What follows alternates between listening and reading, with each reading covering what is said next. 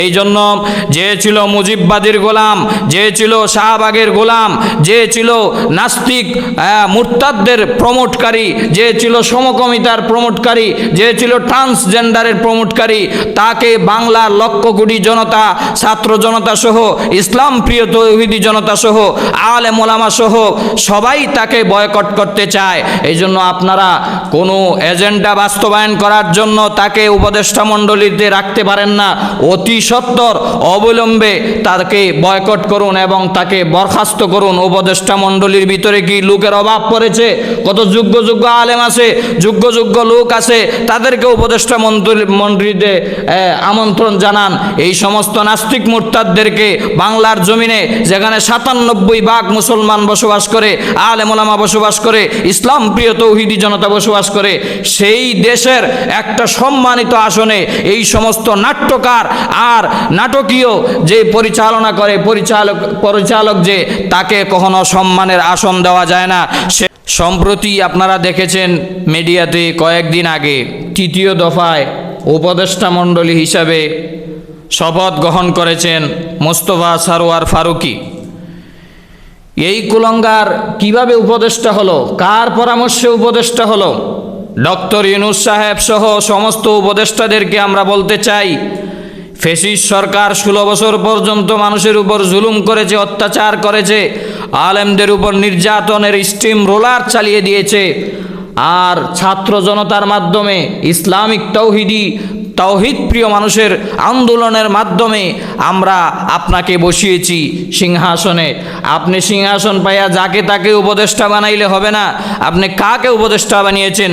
যে নিজে পুরুষ হইয়া, যে নিজে আরেকজন পুরুষের সাথে জিনা করার জন্য পাগল হয়ে যায়, নাউজুবিল্লাহ। সমকামীকে যে প্রমোট করে, এমনকি ট্রান্সজেন্ডারকে যে প্রমোট করে, এই সমস্ত কোলাঙ্গার নাস্তিক, যে আল্লাহ মানে না, রসুল মানে না, ইসলাম মানে না, কোরআন মানে না, তাকে কখনো উপদেষ্টা মণ্ডলী হিসাবে বাংলার জনতা দেখতে চায় না। এই জন্য পরিষ্কার ভাষায় বলতে চাই, ডক্টর ইউনূস সাহেব সহ সমস্ত উপদেষ্টারা, আসিফ নজরুল সাহেব সহ, আপনারা তো বলে থাকেন যে আমাদের যদি কোনো ভুল হয় তাহলে আপনারা ধরিয়ে দেন। ওলামায়ে কেরাম তো বারবার বলছে এই গোলাম মোস্তফা সরওয়ার ফারুকীকে উপদেষ্টা মণ্ডলীর ভিতরে আমরা দেখতে চাই না। এটা আম জনতাও চায় না, আলেম ওলামারাও চায় না, ইসলাম প্রিয় তৌহিদি জনতাও চায় না, ছাত্র জনতাও চায় না। এই মোস্তফা সরওয়ার ফারুকীকে অতি সত্বর অনতিবিলম্বে তাকে বরখাস্ত করা হতে হবে। কারণ তার নিজের স্ত্রী তো ঠিক না, তার নিজের স্ত্রীকে দিয়া পরপুরুষের কাছে পাঠায় দেয়, সিনেমা করে, নাটক করে, অশ্লীল বেহায়াপনা কারবার করে। এই সমস্ত লোককে দিয়া দেশের কোনো ভালো কাজ কখনো আশা করা যায় না। এই জন্য যে ছিল মুজিববাদীর গোলাম, যে ছিল শাহবাগের গোলাম, যে ছিল নাস্তিক মুরতাদদের প্রমোটকারী, যে ছিল সমকামিতার প্রমোটকারী, যে ছিল ট্রান্সজেন্ডারের প্রমোটকারী, তাকে বাংলার লক্ষ কোটি জনতা, ছাত্র জনতা সহ, ইসলাম প্রিয় তৌহিদি জনতা সহ, আলেম ওলামা সহ সবাই তাকে বয়কট করতে চায়। এই জন্য আপনারা কোনো এজেন্ডা বাস্তবায়ন করার জন্য তাকে উপদেষ্টা মণ্ডলীতে রাখতে পারেন না। অতি সত্বর অবিলম্বে তাকে বয়কট করুন এবং তাকে বরখাস্ত করুন। উপদেষ্টা মণ্ডলীর ভিতরে কি লোকের অভাব পড়েছে? কত যোগ্য যোগ্য আলেম আছে, যোগ্য যোগ্য লোক আছে, তাদেরকে উপদেষ্টা মণ্ডলীতে আমন্ত্রণ জানান।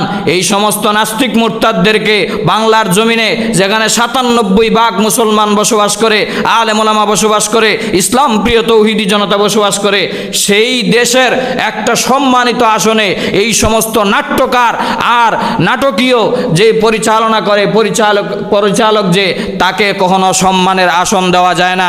সে তো আমি জোর দাবি জানাচ্ছি, তাকে অনতিবিলম্বে যদি বরখাস্ত না করা হয়, তাওহিদ প্রিয় জনতা, আলেম প্রিয় জনতা যখন ডাক দিবে, হাসিনা যেইভাবে পালিয়েছিল, মাত্র ৪৫ মিনিট সময় পেয়েছে, হেলিকপ্টারে পালিয়েছে, দলমত সব শেষ করে।